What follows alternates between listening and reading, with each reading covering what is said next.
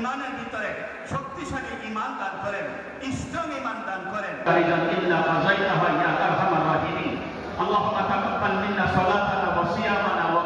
আজকের এই আয়োজন গতানুগতিক ধারার বাইরে, সচরাচর যেভাবে কেক কেটে জন্মদিন পালন করা হয় এটি তার বাইরে একটি আয়োজন, যেখানে বিভিন্ন প্রতিষ্ঠানের পক্ষ থেকে এখানে আজকে যারা হাজির হয়েছেন তাদেরকে অনুদানের চেক এবং আলাউদ্দিন সাহেবের জীবন এবং কর্মের উপর বিভিন্ন ধরনের ডকুমেন্টেশন প্রদর্শিত হয়েছে।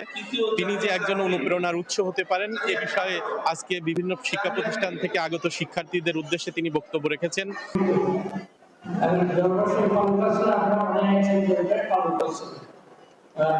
মৃত্যুবার্ষিকী আশা করছি আল্লাহ আমাকে আপনার দোয়া আল্লাহ বেস্ট বার্ষিক করেন।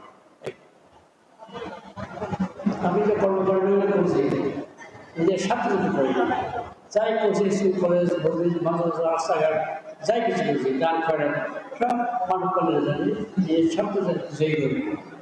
আমি খালিয়াতে যাবো, খালিয়াতে ফিরতে আসছি, খালিয়াতে আসছি, খালিয়াতে ফিরে যাবো, এইটা আমার কাজ। আপনি কি রাজি আছেন? আমার যে কথাগুলো সব সত্যি সঠিক।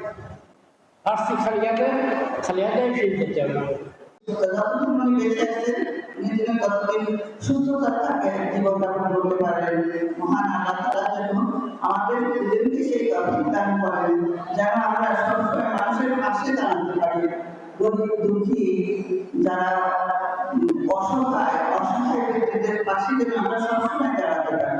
দানবীর আলাউদ্দিন আহমেদ স্যারের ৮২তম জন্মবার্ষিকী উপলক্ষে দোয়া মাহফিল এবং ওনার কিছু ডকুমেন্টারি, আমরা দানের কিছু ডকুমেন্টারি দেখলাম। আলাউদ্দিন আহমেদ স্যারের আজ ৮২তম জন্মদিনে বিভিন্ন আয়োজন ছিল মাসব্যাপী। সেই মাসব্যাপী আয়োজনের আজকে সমাপনী দিন, আলোচনা সভা গেল, তার জীবনীর উপরে ডকুমেন্টারি প্রদর্শন হলো এবং শিশুদের চিত্রাঙ্কন প্রতিযোগিতার পুরস্কার বিতরণী হলো। আমি পুরা প্রোগ্রামটির সাথে যুক্ত ছিলাম এবং আমাকে এত আবেগ আপ্লুত করেছে যে একজন দানবীর মানুষ, একজন অর্থবিত্তশালী মানুষ, যে তার মন মানসিকতা, যেমন ধর্মের প্রশ্নে মসজিদ, মাদ্রাসা, ঈদগাহ এইসব জায়গায় অনেক দান ধ্যান করেছেন এবং শিক্ষার প্রশ্নে, শিক্ষার সমস্ত দিকে তিনি সহযোগিতার হাত বাড়িয়েছেন।